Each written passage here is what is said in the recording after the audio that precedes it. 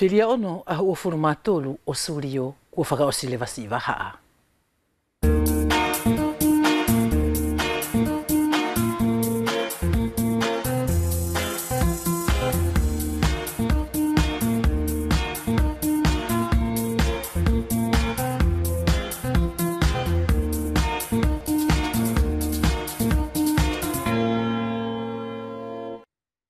Ki te mamata e kua au alofatu. Whiawhiatu mō te loto i te mahino pau a e koutou kaunga mari e koutou ngā tonu pēr mo tauhi mai ki te talanoa. O hange pēko he konga ne kua whakahahatu ki a koutou mai te mōni te o au ki te awhiawhi nei e ko te whelawe e tātou e whakahangahanga tawhituia ki te u fofonga o te kahau, ki te u fofonga o te apongipongi. Ai ni lai koutou mata mai ki ai te awhiawhi e tō whakatahi pēr mo te whinemui ani ko ilonga whilemoe hala o whea pe ki te tūpulanga ani ko lole sio matavalu. Kai kāinga. I mua nei hakotou whangano mai ki ha matou vai a matou e matou whakawhi atu pe koutou heki minuta pe e tahi. Ke tau whala wai ki futuna e tau whakatahi ai pēr mo apolosio titi laiki ko tāna ia kumilongo ki te tamai ani ko se te whano takaniko.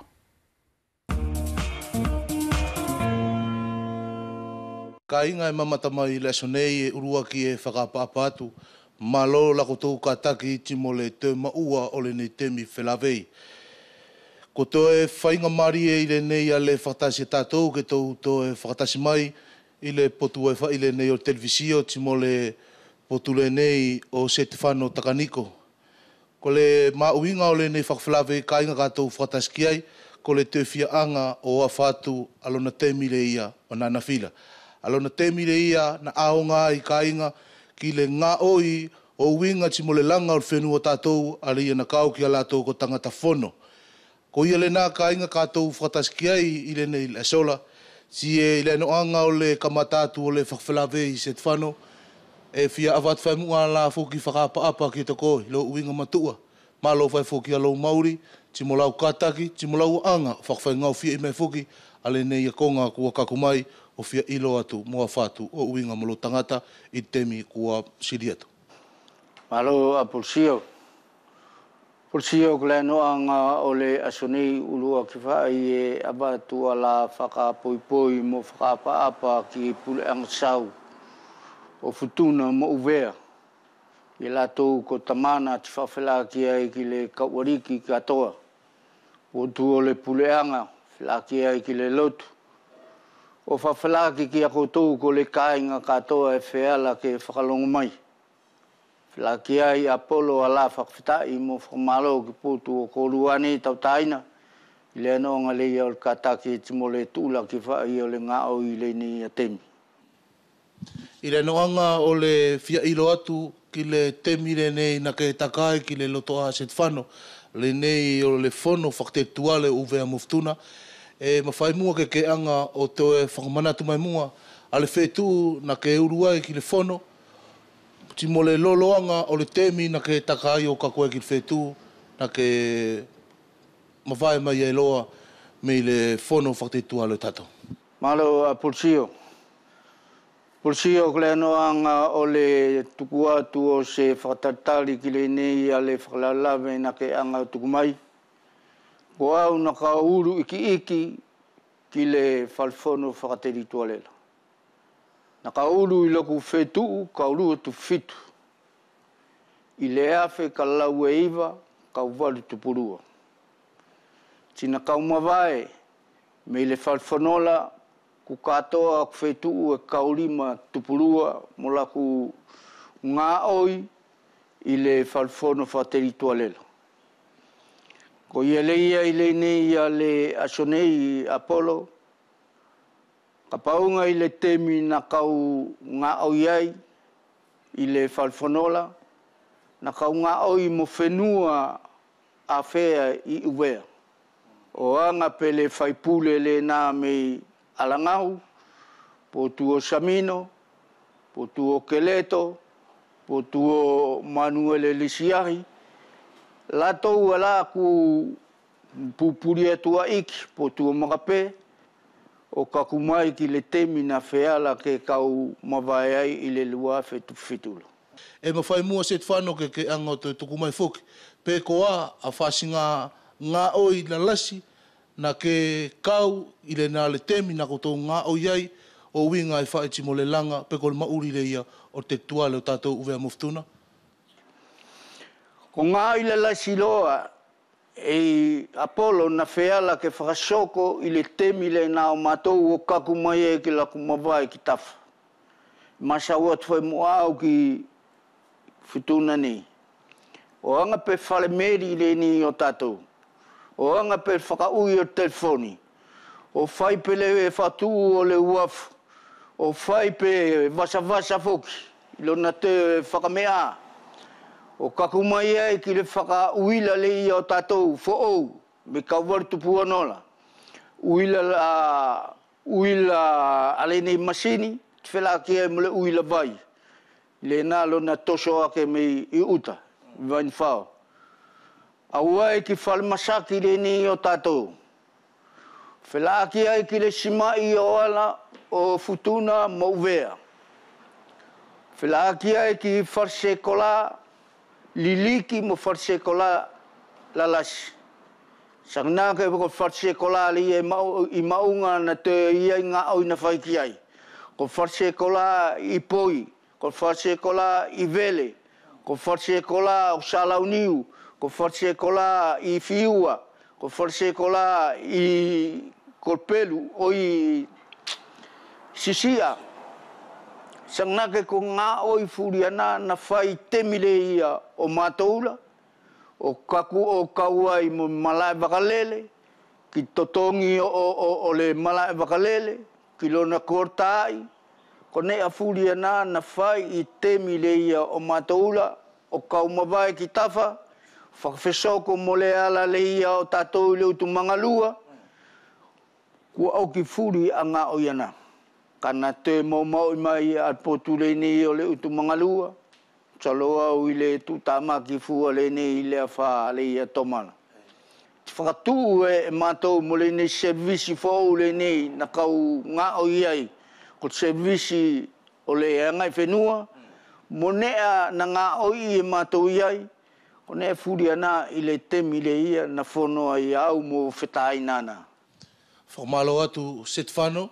Ka e te whialawe atu ki le nei, le tuunga ngā oi mariri e nā koto anga whakasoko, pena iai ani ko ngā la peko se temi, peko se whetu, i nā furi a ngā oira, nā koto tau ai moni whainga ta ia, pena ano mari vai, a tālanga mo whelo ngoi ki rona whakawai vai.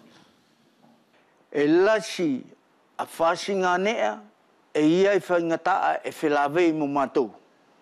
Ka pau ko whelongo i ala e whaila, i toktoka marie, ti whea la whai ke whaingau fie. Ki lona whakawhala, e amana ki au ko le tau whala o le tospaangali o terituale le nā lakangala, ko ngane ki fua. Ta e anga pela aku aurua ture ia ki le whanola, e kautorua whelo ku ngā tongi i masina. Tie anu mātou ki uvela o nofo ia ila, masina katoa foki, petete i masina lua, ale nofo i uvea tio whai wholau mai. Ko ia le ia e ni whakalawalawe au, ko ne ala ko ngā o i mone ai langa, e ia whai ono whaingataa i ki la kanga. Ka maari e whai lona whakawhetuila ki o whelongoi, ki whea la whai ke whaingau fie, ale mau o whawhala, pe whakau i le ngā oi. Se te whanau e kau toe fia soko atu foki, ki le kupu na ke na sā mei toko i le kamata mai o le ne whelawei. Ale ia le mauri na ke natu ai o ako i le nā ale whale o tātou whakatetua le whalfono. Ale mauri whetoko i aki, mo la ke puani na ke anga tuku mai. Se te whanau tia tonu whai tari la kumatala atula ko koe la kuwa loa ai ria lau nofo mo ngā oi le nā le kāinga o tātou la. Ko se a se whasinga tā au fi mai ma au i le mauri ria o tangata whanola me le nanga nea. Po turene a polsio e ke whakalalawe ki ai, ko sene a mauinga i lia la kupati atu, ko le whale ako aia na kau uru ki ai, o ako ai ane a fufuri. Na kau nofo i ai, ti kau mawai mai ki tafa, Sangna ke kua malama ki te au, umatala ko ki whakaui o tospaanga leia o te ritualela, kulo ina e ko lo nalasi, kulo ina e ko ngane a tonu ku whakawhelongo ki ai a whasinganea, o uinga pe ko se ngā oi, poko lea whaos whawhala, poko lea whapulea ki kisenea, kone e furi e nā ku matala ki te koe, alona whasinga pulea ki, mulona whakauru, ke wheala, ke whakasoko, ale ngā oi a ngale nā, ile totoka maari. Se te whanau tiku sea sau tio atu loa i renei lakangala, ki a lātou whetai na motuanga ane, ku anga o sokoma i renei le ngā oi na ke mariu me iai, si musau tokoi, ki a lātou whoki o winga e whae timoro nā soko atu. Potulene a polisia o ko le whasinga tio atu aku ki le nei a le ngā oi a le nei ane whetaina. Sikaupati te konea ko tangata e tasmui e whai a le whakaukau. Tasmui e whai a le manatu. Kai i te au i le nei te minei e iai a le tōtō o le whasoko le ia o le ngā oila. Kolo nau i ngā le ia, nei tātou e nofo, msala o pok whetu whia nei, mo le mau o le ala le ia i le utu mangaluala, mo le kole a tātou, e ia i whaai o na whaingataa. Tiko le nei a le maori o tātou la, ko nei atu whalea ko nei na whakatutu ula, u matmatei ai ki wharsekola, ko le ia whoki a le lavaki o tātou. Panga pe whakalele, o le whaingataa le nā e naafa e ia. Whakalongo whae e ki tātou whituna ni.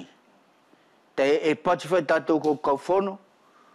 E amana ki au e sokolelo tofo ki e o kauwhono kau se whai mala e ke lasi. E loto lātou ke whai ke lasi. Tiku ia i mōna whawhala. Kako tātou ala e se loto ki ai. Ko le ni ale ua fu tātou. Ko i tau tātou mwhaingataa ia. E loto tātou ke whakalasi, a tātou ala e taka i tawha, kai ia ko lātou ala e nofo i ai, ki se loto lātou ke whakasoko al ngā oila. Ko se laveni au pe nofo ni lo tātou o kakulo ki a whea. Ko ne whai e kau whakaamu ki ai ki ne whetaina, ke kātaki o soko a ngā oi. Loto makeki, ti motonu ke whai whakatonu a ngā oi, te ka pau e whai whakapotutasi, e kau amanaki e le se maari. Kore nā Apollo a le whasinga toko i at whai, ki nei a tunga ane mo whetaaina e ngā oile nei a temi, amanaki au kua kamata e mātou a le kamataanga, e tonu ke soko e la tau ala ni ala koitoe ke whakaukila. Kolona ngatoanga i Apollo. Malo Setfano ti e whakaoki atu e whai i le nei, ale noanga o le whelawei le nei taua o tupu ko le fia ilo ki le temi whono le nei o ou. Whakamalo atu whai ki le noanga o le whai whakamatala. Ko ia kainga katoa kukule nei kukutoulongo mai whai, lo na whasinga whainga i atu whoki e mau mo Setfano, a se ngā whakamatala ke whakatoto e ai le noanga li o le mauri whono o ona ko mapolo keto.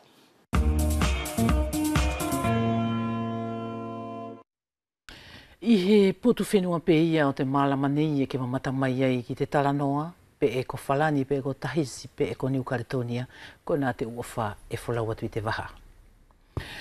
Leo lesi o matawalo e kua whakaapa atu i te awhiawhinei, malo tau kataki, pe a malo whungu te lawa mai. E whoki.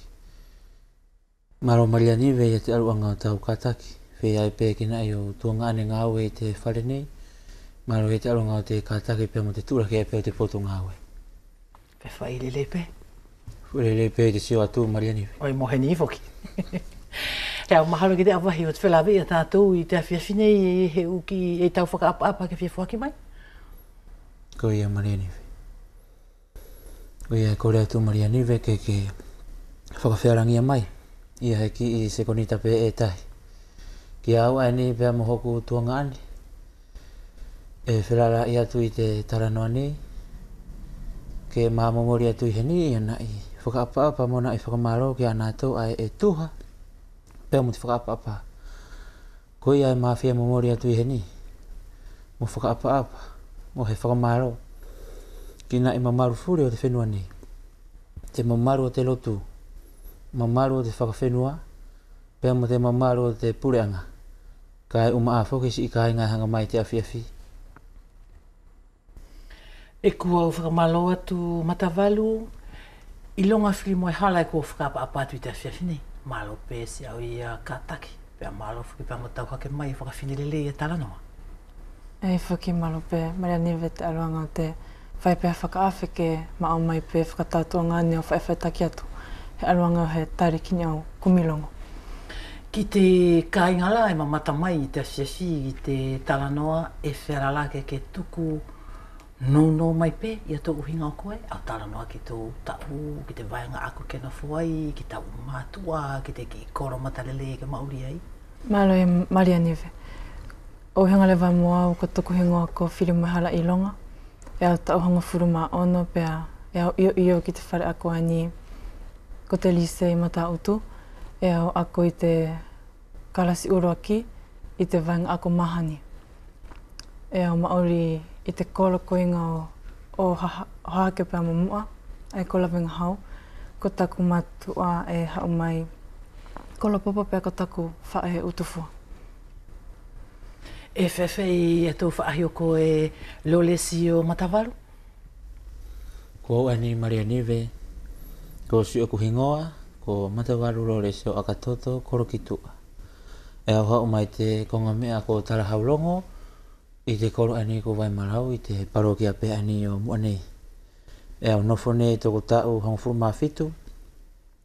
Pea e au ako i te rise ngā wikere ani o Lawenga Hau. Pea ko te vaenga ako e au ako ai. Ko te ngā vaenga ako ai e tokoni ki te hahai e whaingata a ia. Pea mo te hahai e vai vai. Tuku pē kāinga ke au tue whakamanatua tu pē au tue whakahatu e te kuputaki o te taranoa i te waha anei e whakawhi mai ei i a te kau, i a te ufofonga o te apongpongi, i a te ufofonga o te kahau. Ani laga tō matamai ki ai ko te uwhanau ani. I longa e ko mahino e ke ako i te vaenga mahani i te lise ani o tātou e tuu i te koro o ngata utu. E wheralake ke vai whakalele mai pe ko tea i a te ukonga e ke ako i te vaenga ani pe mo te tupuanga o tau whiriwhiri i a te vaenga ako ai. Ia malo ia maria newe. Ko taku whahinga ako e au ako i lise ko te u vaenga ako whiripe. Katoa i te whainumelo, te ako lea, te whaingau i, mun i hatu ako. Pean e au whiri te vaenga ako ani e muri ki taku uloto, ki taku mamana, ki te ako e awhia whakahoko. Hangai lako te au. Hangai lako te u konga whiripe tuha mo te lea, te filosofia pea mo te u konga whiri ena awhi te siena sia e tuha pea mo te tangata. I taku whangono atu, matavaru e hange o sio ke hoha, ke matako? Ko te fo i toko tahi pē tonu ke ki ta manawasi mo matako ki e. Iyo, ko mahino. Ne mahino mai i tau whakamatara mai e ke ako i te koresio ani Lawenga Hau, pa e ke ko te vaenga ako ani e ke whai i koe, awanga ia ko he vaenga aka fōu, e ke alu ako i te tokoni, pa e ko te ngāue, ki te hahai ai vai ko ia pe au whaihara, whakamatara mai moa. Whera pē maria newe kau, ui atu e mooni e tau poralau mai ki te vaenga ako ai he ko ta ako fuilani nofo ko te vaenga ako fōu ia ki au. Iyo. He ko ta ako longo whakamatara aku i tōku loto whare, ko te vaenga ako ia, ne hoki whakatu upe uwani. More kei ni vaenga ako ia o te whenua, ani, he u vaenga ako totonu uwani, kei whakatu, ke muri e te tamariki, ke muri e te tūpuranga uwea. Kua hiriwhaki mai pē ia e te pureanga, ia he u vaenga ako ia, e tuhaia pēr mo te u whenua matapure. Mo le lewa kei arutahi ia te ta mātou ani nofo, a mātou tūpuranga i te mi ani, a musia te tūpuranga ai i te temi o te anafi. Mātou ani o te apongopongi, ani la maria niwe mahanga tua i te awhiawhi. Ko maula ani e makata ki ia te ako, pēr mo muri ia te uvaenga ako, ai tuku mai ke mutou muri. Longo la ko he uvaenga ako fōo, kai kuri kaha upe aia. Iyo. E I tau tukutuku mai, ko te vaenga ako ani e ke aluai, e tuhaia ma te ufana, ma te uwhenua ma tāpule. Ka ko te ate tupuanga o tau aluai, ako e matavalu, Walesio. Ne tupu taku to e te vaenga ako aia, ui pēa e ko te kupu tokoni. Iyo. Ko au, i toku mauri katoa, taru taku kei vei vei au kei ake toku kua tangata aini, neo fia tokoni ki te hai. Wai vai na tō mana tū, tau pau na tō mauri. Ko ia e Marianive neo whilia i te vaenga ako aia, e ko te vaenga ako aia e whearangi ai, e ke mau whearangi ai tau ngāwe he lopitari, tau ngāwe he whare mahaki. Pui pui ai peo te hai ai e tau muni whaingata ia. I longa whirimoihala ko te tau fuki ani, e katoa le waki ai e te tau onongo fulu, o te whangamanatu o te tohi lao ai o uvea pēa mo futuna. E hau ki i mau no pē o hingala pēa mo te tohi lao? Iyo, malo ia Marianive. I taku ia mau ko te tohi lao ia ne whakapapa mo whakamooni e te puleanga wharani, pēa mo te laweloani ko tō masikuri me toke, i te awhihiwangi au onongo furumatahi. Pēa ko te tohi lao aia e ina whakatutu mo whakaseni pa te maori whakatahi o te puleanga, o te lotu, pēa mo te angai whenua. E whewhei hau mau ako e Lolesio Matavalu ki te tohi lao ani a tātou e tō whakamanatu e tana tau onongo furu tau ani i te uki i waha pēni ka hako mai? E te ako maua aku ki te tohi lao te ono tahi. Ani ka tō whakamanatu i te hao ufru mahewa surio. Ko taku longa whakamatala mo he historia neo nofo moi ai toko mafu ko pou e toru i te tohi lao e au maramaki. Pea ko pou ai ai toru urua ki pēko te angai whenua, pea rua ko te lotu, pea toru ko te pureanga. Ko nā pē Marianive ia pou mama wha ai ai toru o te tohi lao au te ono tahi, e au whakamau mo i toko atamai. I longa ke hoko atu pē te aluanga pēa mo te whiele mea furi, ko mahina fuki, ko korua ani, e ke ako koe i te lise, pea ako ia Matavalu ia i te koresio ani a tātou i Lawenga Hau, ka e korua tōna na whawhoi pēa mo he utu ulanga mauhinga, e korua kauwhono e korua whakawhonga i te kautūpulanga pēa mo te kauwhine mui i te whare whono whakateri tuare. Vai mai mua ki te kautūpulanga ai matamai, mo te kāinga matamai televisio i te whiawhinei, pen e whiawhai i ta korua whainga lewa ke korua au ki te tūlanga mauhinga ia. Iyo, malo e Marianive. Ko māuan e mātou lewa te tonu ke mākau lewa ki te langa whenua. O kamatape i te whare ako e mā ako ai. Ko ian e manatu lewa ke tuku o mahingoa.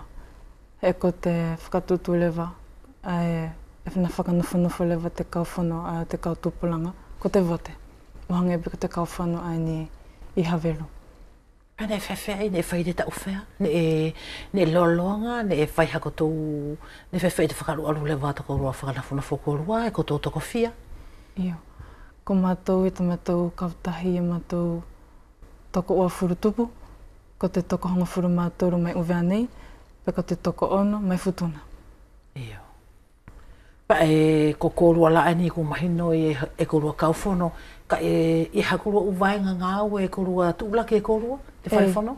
I te loto inga te mato kauwhono e whakaseni pa te uki e hangi hoki i kurupe, pea ko te taki toko whā i te kurupe, e iei te ako, e iei mo te whaingau i, pea ko au kau i te ako.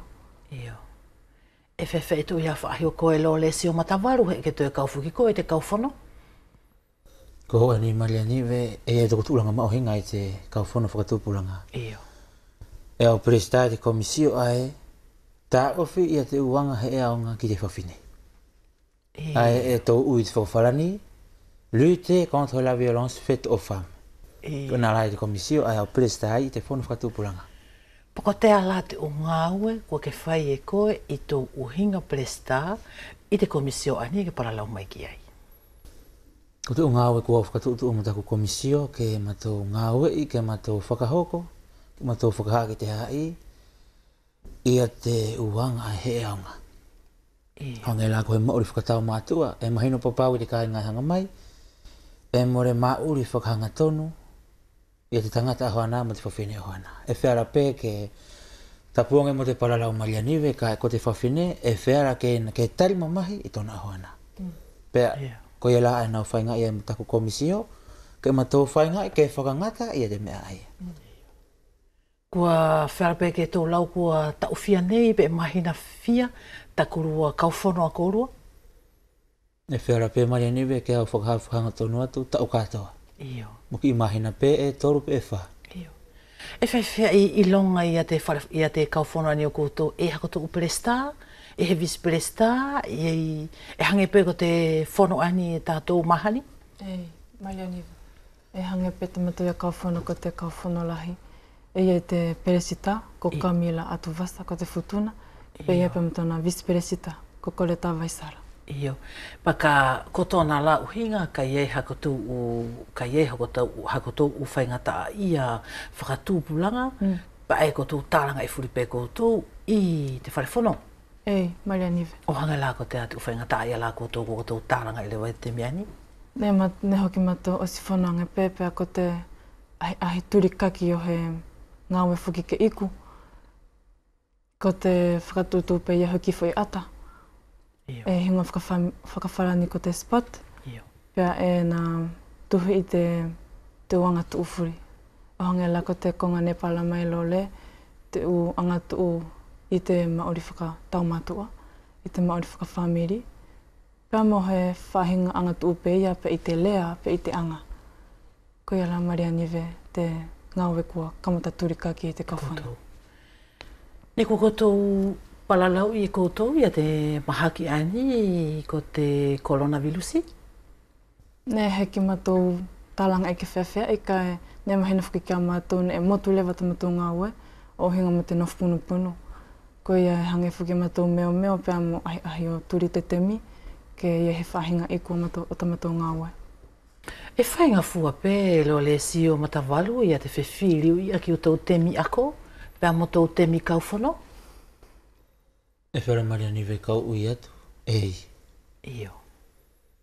E i temi e ki ta nofo ai i te whahai ai, pea ki ta tue hoha whoki kita ki te whahai ai. E tonu ke ki ta ngāwe whakatātau. Ki ta whewaiwai a ki peo ki ta mārohi i te o ngāwe a kua whoki mai. O ngē la te tūranga ani e mā kau ai, tahi whoki la ko ni e mā ako i te karasi uruaki, tau pe e tahi pea pase pepa. O ia whiara kau ia tu Marianiwe ke a koe. Ka loto pea he tūpulanga ke whaingata ia he mea, pea e whaingata pe ia. Pea ka loto pea he tūpulanga ke tokanga ki a konga ia lua e whaingafua pe ia.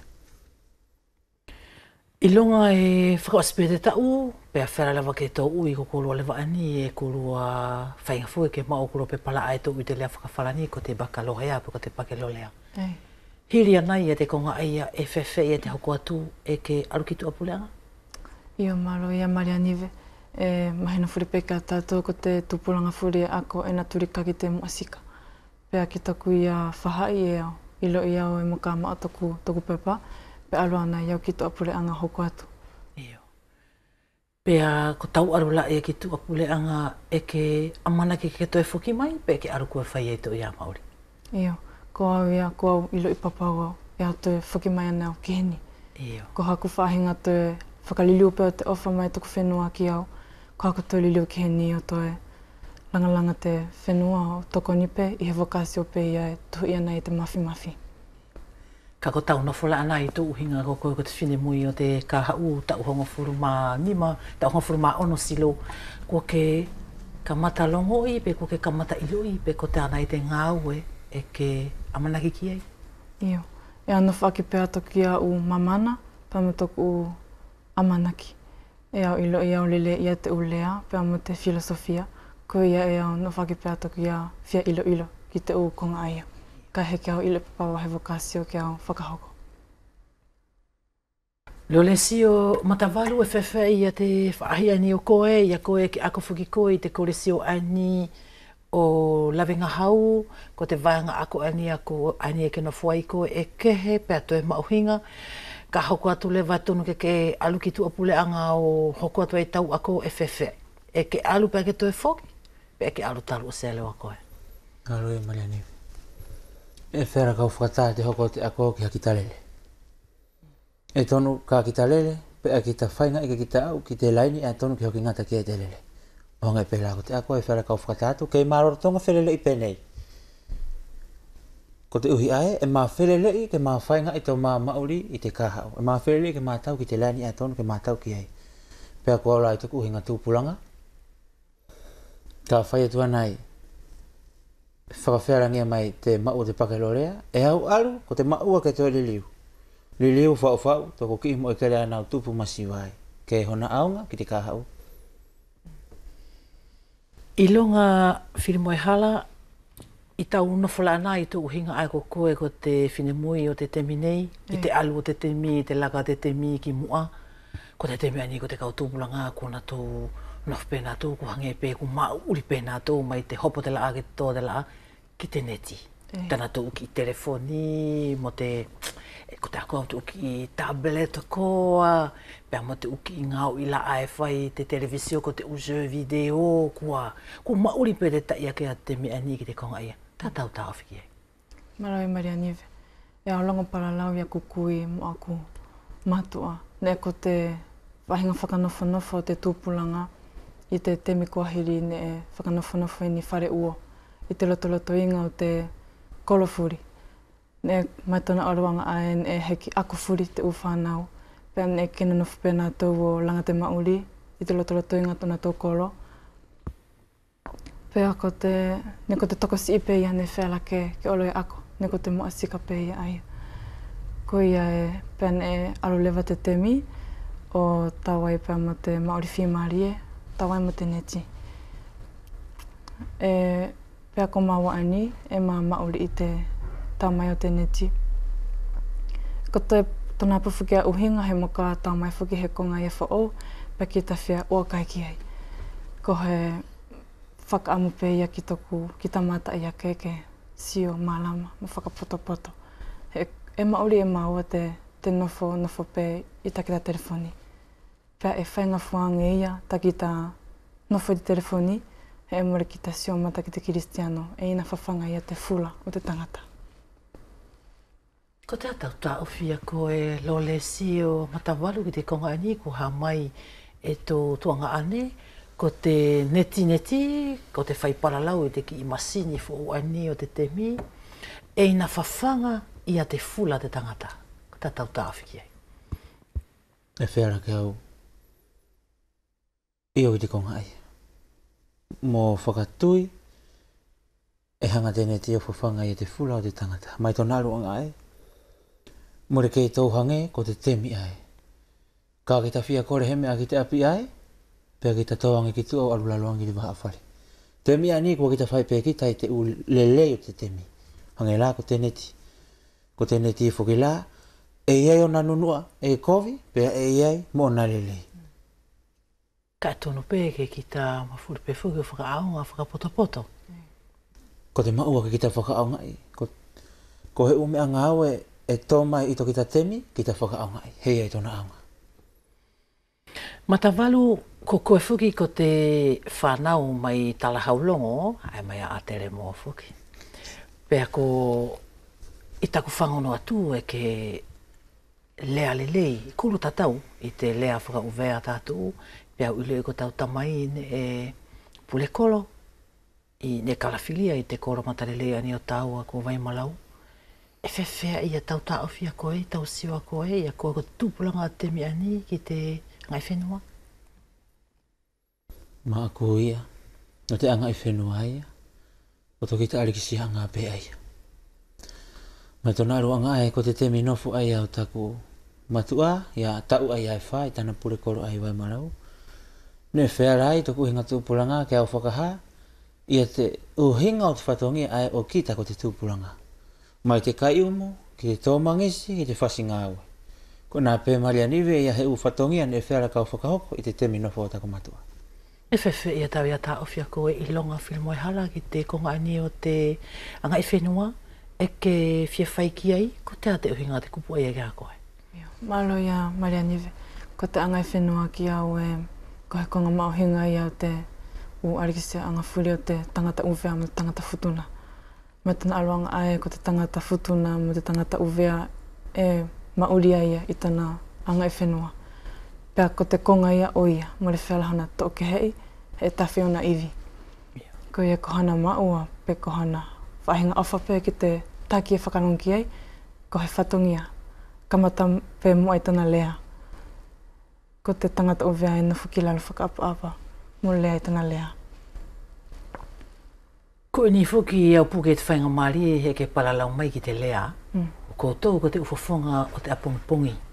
I te temi ani, toko roa tai ake o ko lua, kua lahi ate uki i whanau, kua palalau i te lea, kua na tō palalau i te lea whaka uvea, mo te lea whakawharani, kua na tō whio.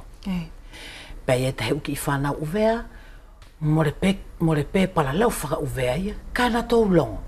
Ko palalau whaka wharani ate aina pe ia. Pei e lewa i te u whanau uvea, e palalau lelei o si lewa ia i te lea whakauvea o hange la ko kōrua. Ko te u hange fuki au toa ko he upaki ai atōrua te uwhawhonga te kahau. Tā tau tā ofia koe, ai au. Whangono atu e ke mamana ki tau lea? Iyo. Maria Nive ko te wahenga ako whanau pe ia tanu ke kita mau, pe amo vai kita whanau.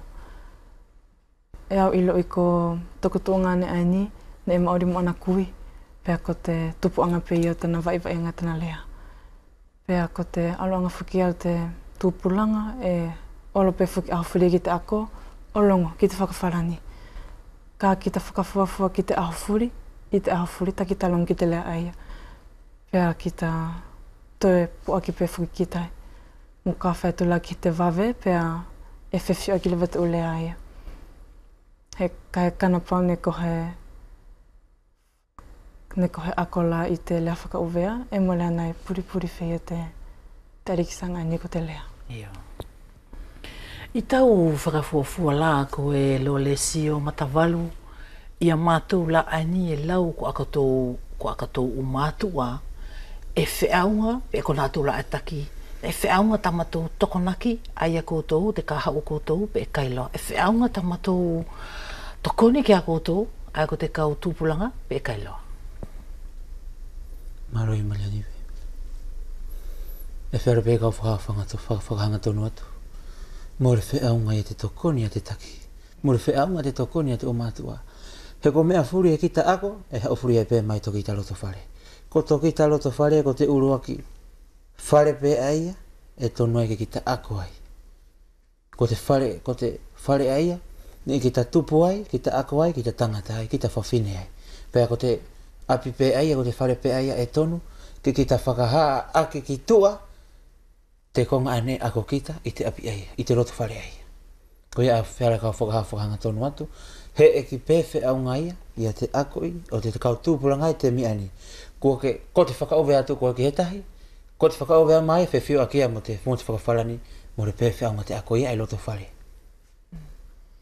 I longa whiri moe hala, i te temi ani kua lahi te uwhainga tā ia kua taulewa mo tai ake ani o koutou, pai whakawha. Au tara noa la ki te potu ani o te suruka. Kua suruka tautoni a koutou, te inukawa. O wa ue pela pea mo te toroke, a fuke tō lau, fuke ko te kanapisi. E tukupe ke puaki e te kupu i te televisio, he ko te ukonga e moni hoko i te temi ani. Ko tā tau sio a koe, tau tāuwhi a koe ki te konga ai. Iyo, Maroia Maria Nive. Ko te aloanga ia he e kua nanawhape te tamariki tūpulanga ia o sio te televisio. Peka te televisio e na whakaha te tuapuleanga. Kai tuku muri lewa te takita whenua.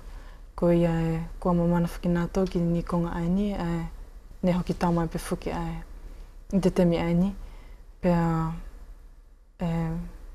mo leo ilo wehe pure aki mo whakatonu o te konga ai. Ko alu pe whuki ai si temi? Ei. Ko tā tau ia manatua koe leo le sio matawalu ki te konga ai? Ki te temi ani mo re ke mau ia te E lau pe he u konga fuki mare kei tuha mare kei lelei mai te suruka, kua suruka tau tonu apito ia te uwhanau mara ko he wawalo. E kua to ilo e furi pe ko te suruka, te inukawa, te kanapisi, mohia tu la ngā anga he tau mo tō maure tātou. Kua whakahoko e te mea ni e koto, tā tau tā awhia koe ki ai. Kei whiarahana pule a ki? Kua tauhara, male niwe. Kau whakahawhanga tonu atu. Kua tauhara i te whakangata o te ngāo e kovi ai. Mai tōna aru anga ai.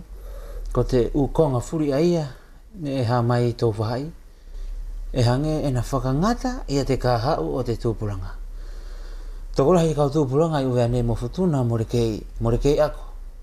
Kua tokanga pēnā tō ki te mauri whakatūpuranga ai elelei ia nā tō i tō nā tō uhinga.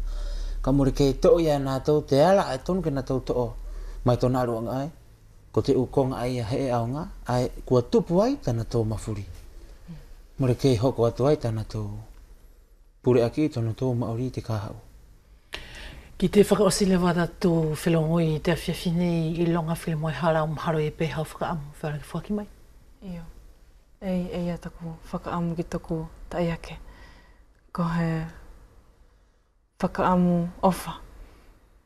E mole au i atu au e mare he te mea ne lelei ange, e whakalongo pē ki te tangata. Ka ke pure aki e ke whiawhia, e ke whiawhia nei pē koe. Aki pē te mea e ke lawai. Ko ia e kore pē ia ki te tamariki tūpuranga furi ke nanafu pē mua o whakakaukau i mō. Whakapoto i tō konga furi a whakaongai, o wakai pē ko te konga ko aini e na au mai ona lelei, pē e na taamate ia i au. Ko ia ko he whakaamu mālama pēia ki tō taiake. Ko te alahau whakaamu lo lesi o matawalu e whiara ke whaki mai te awhiawhinei mō tāpunu ia ki te whelawea tātou? E rahi e whakaamu amu maria niwe. E whiara kau whai atu kai. Ko te whakaamu pē ani e au ne au nofo mo ia. Ki te tūpulanga mo te whine mui hanga mai te awhiawhi. Ko tō kātaki o whakatuu ki mua tuu mau i te anga i whenua. He ko te anga i whenua pē aia kāna taki ko tō ki te maori lelei ani o uweane. Ko nā pē maria niwe i haku whakaamu ne whiara ke tō atu i heni ki nā i tūpulanga mona i whine mui hanga mai te awhiawhi. E te ki au lui te ki hiwa ko rua nei ko rua teu mo tāpunu i aki e te waha atarano ani o tātou pēr mo whakawhiawhia fuki ke tau o nongo furu ani o tohi lao tātou kātou amana ki atu ki e te waha ani ka hau? Mai aniwe. Kua matou whakalongo atu i longa o whilemoe hara pēr mo lo lesi o matawaru, sio fuki ke mua ka hiwa lelei. Kua matou whakalongo atu. Ko te tui ne pani aki o Iawe. Ko te lefu ia o te awhi o Iawe. Ia ko te kupu Putonu o te akona ki o Iawe. Oi sita Ma pei ke la ka pesi o mata ki te awhi he ngata ko te uwe a te tupuanga o Iawe. Whakawhita i atu ki a kōrua i te aluanga pēr mo tokoro au whai te awhiawhini ke manu i a te hoko atu tokoro Māori. Ka inga ki te hoko atu lewa tatu taranoa i te awhiawhinei ki te pōtu lewa ia o te mako e tōna whai pei futuna. Tō mamata ki te lakalaka o te koroani o Leawa ne ko te mee ai anatu ki te whakamanatu te tau nimango furu tohi lao ko te tau luafe hongfuru matahi aia.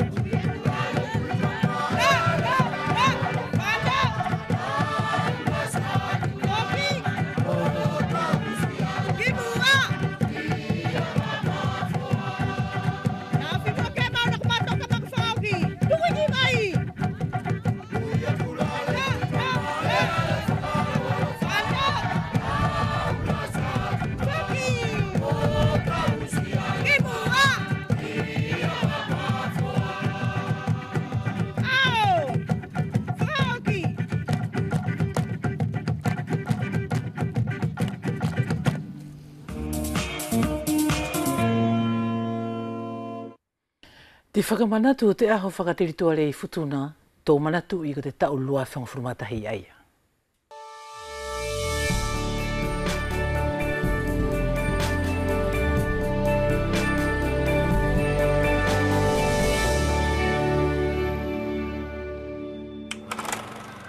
Comme pour la fête nationale du 14 juillet, la scission entre les deux royaumes s'est perdurée à la fête du territoire.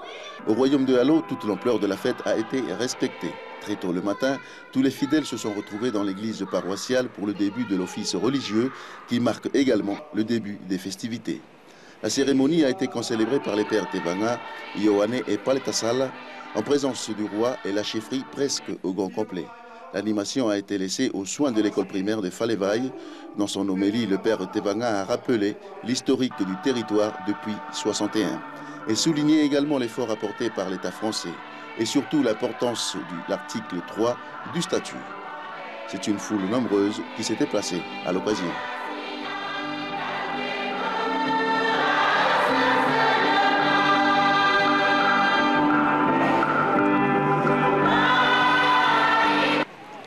Suite du programme, place du Falais 2000 en premier pour le lever des couleurs, où encore une fois les autorités locales étaient réunies. Un grand événement qui a pris place dans les festivités de Wallis et Futuna. Seulement pour cette fois, la cérémonie est placée sous le signe de l'amorosité. La Marseillaise n'a pas été interprétée, mais ceci n'a pas empêché le délégué de lire son discours, un discours qui remet en mémoire les moments forts du statut de 61. Notre territoire fête aujourd'hui ses 40 ans. Et si à l'échelle d'une existence individuelle, 40 ans c'est beaucoup, à l'échelle de l'évolution d'un pays, d'une société ou d'une communauté, c'est très peu. C'est pourquoi autorisons-nous à dire que l'archipel de Wallis et Futuna est un jeune territoire. Sa jeunesse est une force, source d'espérance, mais aussi un handicap en raison d'une certaine inexpérience. Éventuellement, ce qui reste à faire et ce qui a été réalisé depuis. La suite du programme dans le Falais 2000 pour le Kava Royal, un Kava préparé par le village de Malaé où tous les hommes mariés étaient à l'œuvre. Plus d'une trentaine de coupes ont été distribuées. La première à Sa Majesté le roi Tuyangaifo, la dernière en l'honneur du délégué du préfet à Futuna.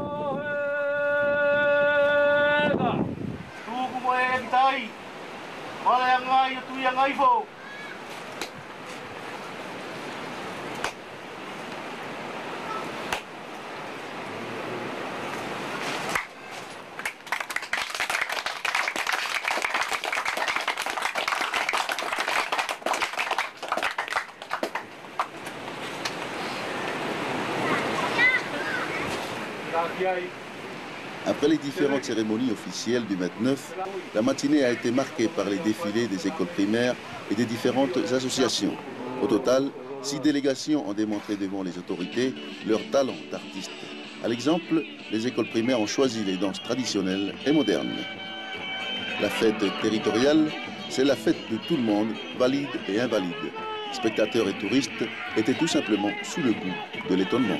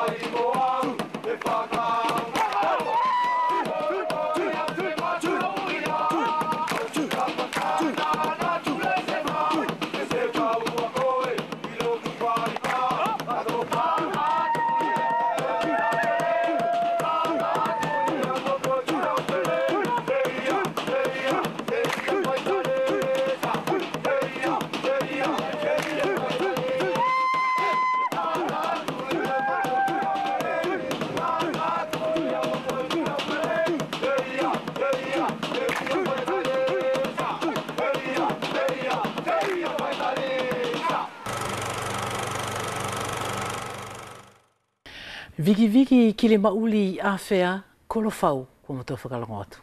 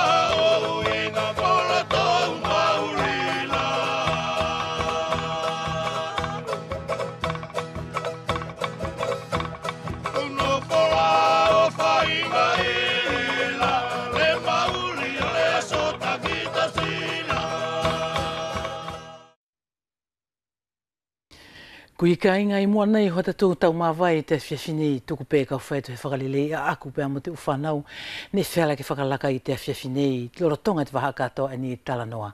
E au kore atu ka pau ni ye ni ulea ne he tau ko tō whakamore anki ai.